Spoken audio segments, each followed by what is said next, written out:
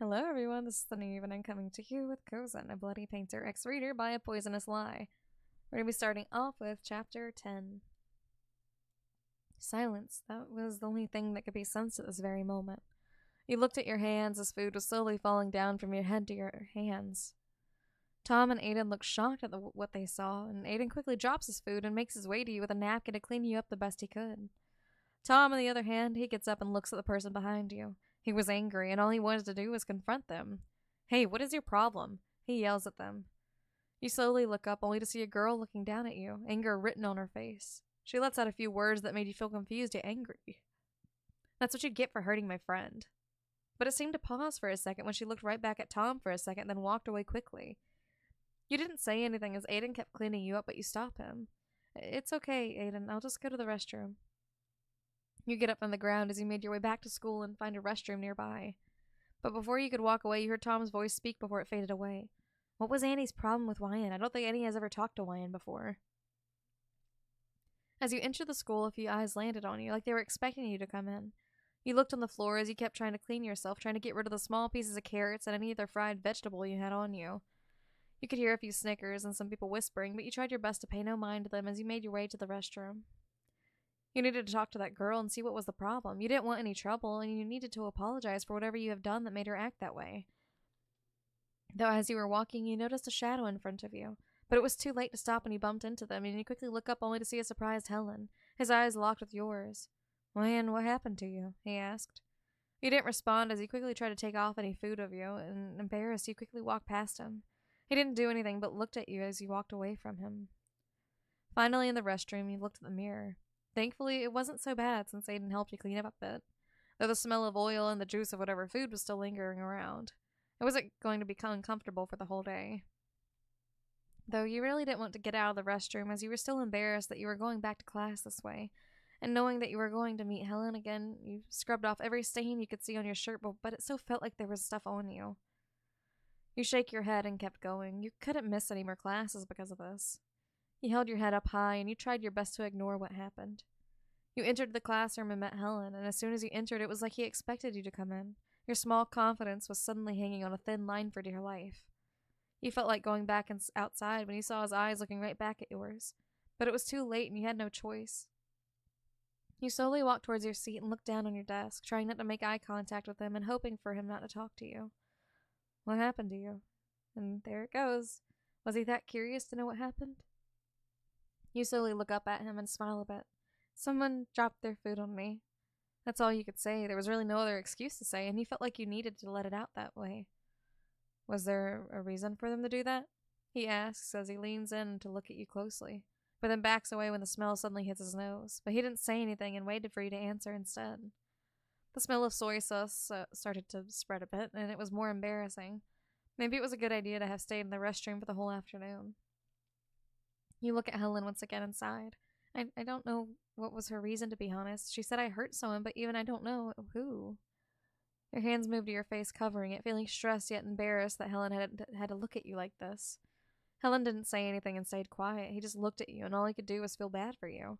Maybe it was best than him trying to comfort you. Maybe the silence was comforting enough for you. Class was over, and you rushed out of your class without saying anything to Helen, or anyone in that matter. You just wanted to get home and change before another student would question the weird smell you were spreading around. As soon as you got out of the school, you noticed the same girl, Annie, the girl Tom was referring to, walking with someone. She was smiling as her short curly hair was bouncing as she took one step at a time as if nothing ever happened, like she didn't feel your eyes on her. You make a quick stop, anger slowly rising, and you slowly turn your heels and walk towards her, gritting your teeth just by looking at her acting that way. Anger and confusion was the only thing going on through your head, and the only thing that you wanted to do was ask her why she did it. It finally seemed to hit her that you were making your way towards her, eyes showing horror as she stopped, and her friend also stopped, confused by looking at Annie. "Do you mind explaining to me why you dropped your food on me?"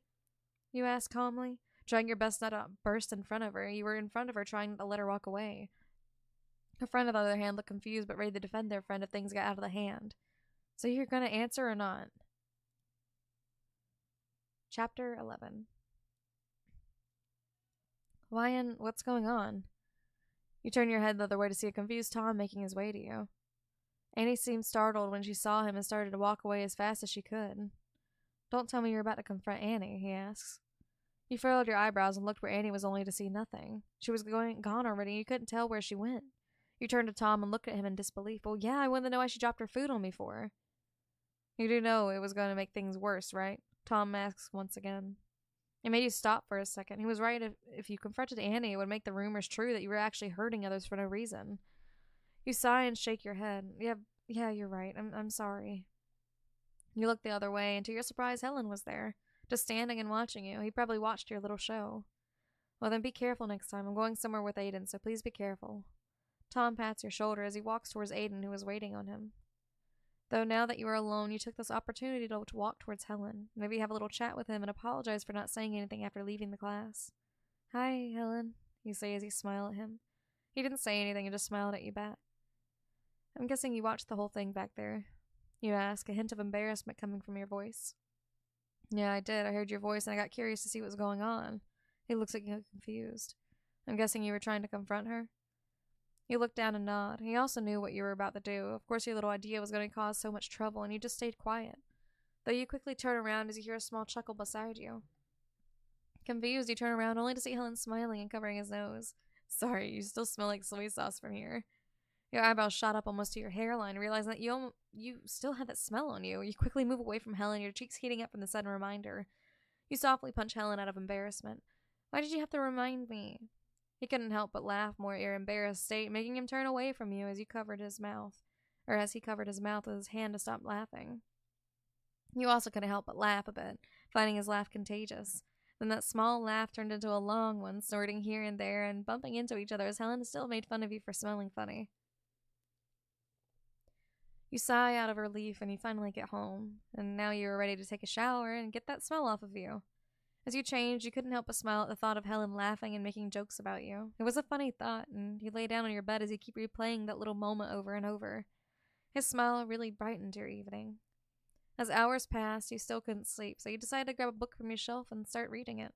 Though as much as you wanted to distract yourself with the book, you couldn't help but look back at Annie's face when Tom arrived at the scene. She looked terrified.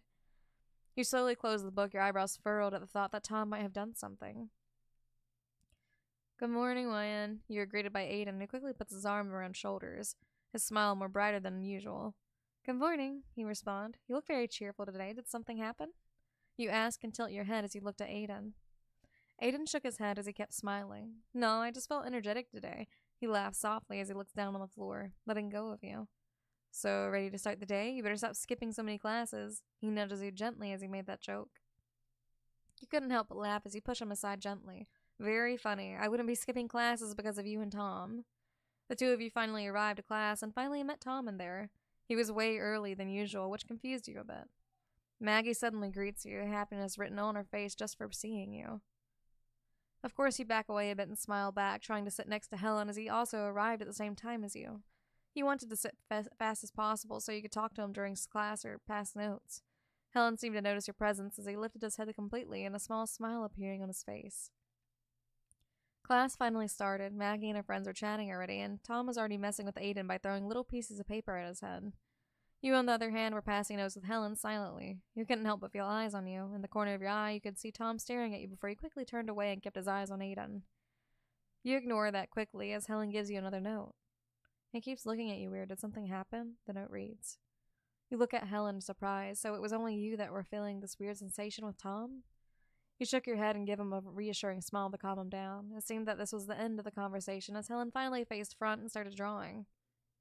You wanted to look at what he was drawing, but of course he was covering it so you couldn't see completely.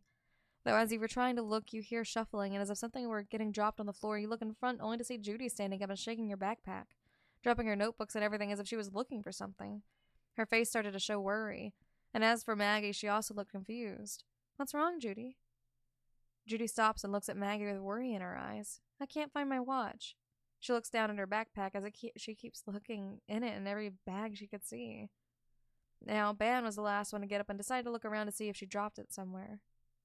That is the end of that chapter. The chapter after that one is chapter 12. Let me know how you guys feel about that, and I will see you guys in the next video. And also, again, I apologize. I'm feeling I'm nasally right now, and I know I sound gross. So, hopefully, we can get over this sickness stuff. And I hope you guys have a lovely day. Bye-bye.